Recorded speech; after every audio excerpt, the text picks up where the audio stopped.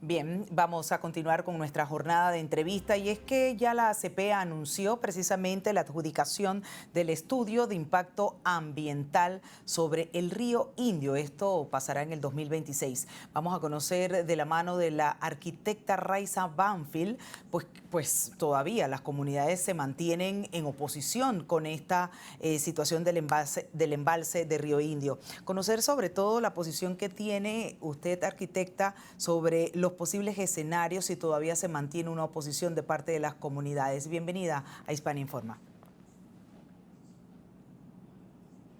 Arquitecta, ¿nos escucha?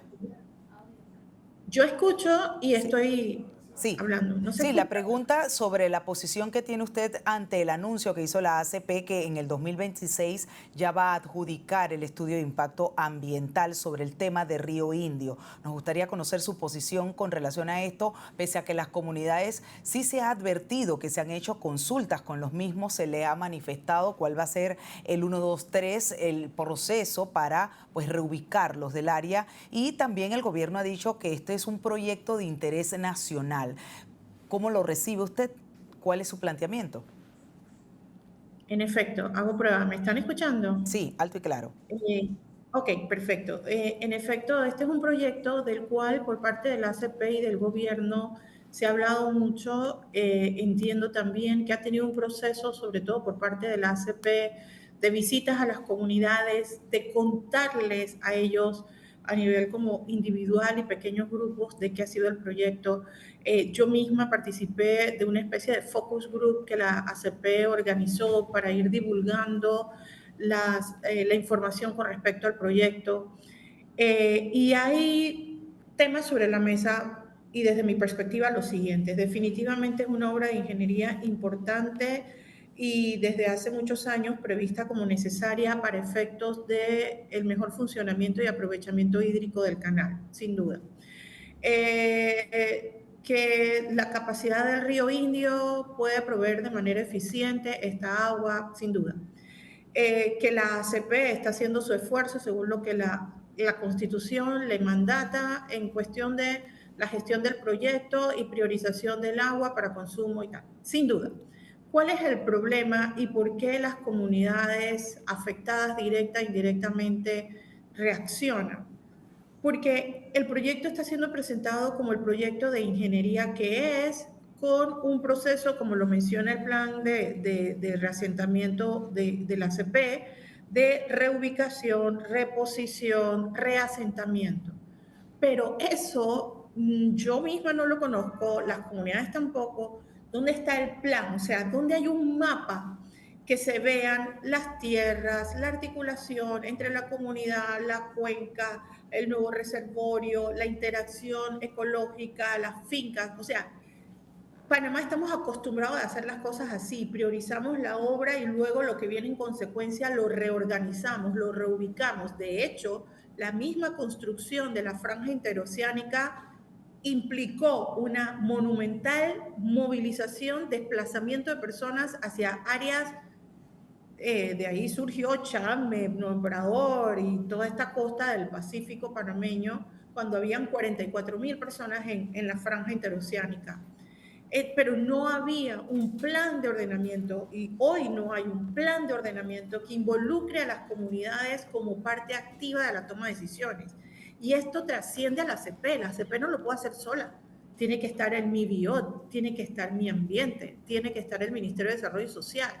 Entonces, ante todo lo que ha sucedido en Panamá y las promesas que se hacen y que luego las comunidades siguen siendo el objeto de un desalojo, de un cambio de suelo, de un cambio de su realidad y siguen viviendo en malas condiciones, no tienen por qué creer que va a ser diferente si no hay una visión clara construida en conjunto de hacia dónde vamos.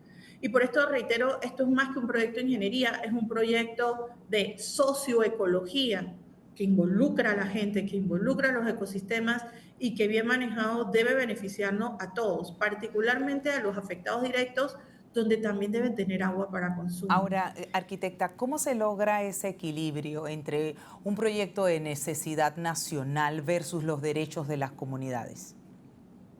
Reitero lo dicho, eso se logra involucrando en una planificación a la ciudadanía. Es decir, participación ciudadana no es informarte que voy a hacer un proyecto y te voy a desalojar de esa tierra, así te compense o te repare el daño.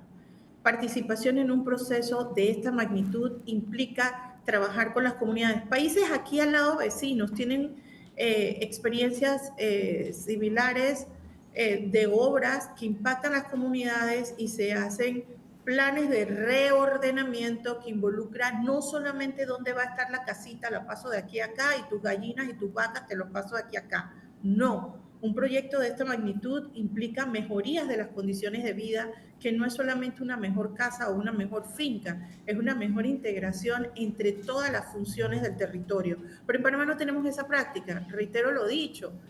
Seguimos con el proceso de hace 120 años en donde simplemente quitamos a la gente, la reubicamos y prioriza la obra. Ya basta de hacer territorio así, tenemos que gestionarlo. Si ya sabemos el tema de Río Indio hace 15 años, 20 años, deberíamos haber estado trabajando en ese plan, no de reubicación, sino de reordenamiento que involucra a las comunidades y todo lo que una obra de ingeniería como esta tiene. Es decir, dejar de priorizar la obra cuanto priorizar a la gente con la obra. Y eso implica aprender a hacer procesos de diseño participativo que involucre a las comunidades. La gente se sorprendería lo dispuesta que está a participar cuando se les toma en cuenta y cuando sus opiniones son vinculantes en un proceso abierto y democrático para todos. Pero cuando nos imponen, cuando nos dicen esto va porque va, cuando nos dicen o a las buenas o a las malas y tú vas para... Entonces ahí es donde empieza la reacción humana de cualquier ser humano, viva en Costa del Este o viva en Río Indio. Es natural. Entonces yo creo que debemos cambiar el sistema para lograr mejores objetivos comunes, que es el mejoramiento de la calidad de vida, el mejor funcionamiento del canal y el aprovechamiento del agua. Otro punto importante. El plan del canal sigue hablando de que el canal necesita agua, de que tenemos años de sequías, de que no llueve igual, cambio climático. Pero ¿cuándo se va a hablar de que el consumo per cápita del panameño está 3 veces por encima de la media mundial en consumo y despilfarro? Porque hay que hablar de despilfarro de agua. Entonces, la gente obviamente se siente que la desalojan de sus tierras, de sus muertos, de sus cementerios, de su vida, para darle más agua al canal, en un sistema que no busca la forma de ahorrar agua, de hacerlo más eficiente y de racionar. Racionar no es la palabra, sino de mejorar el consumo de agua entre todos.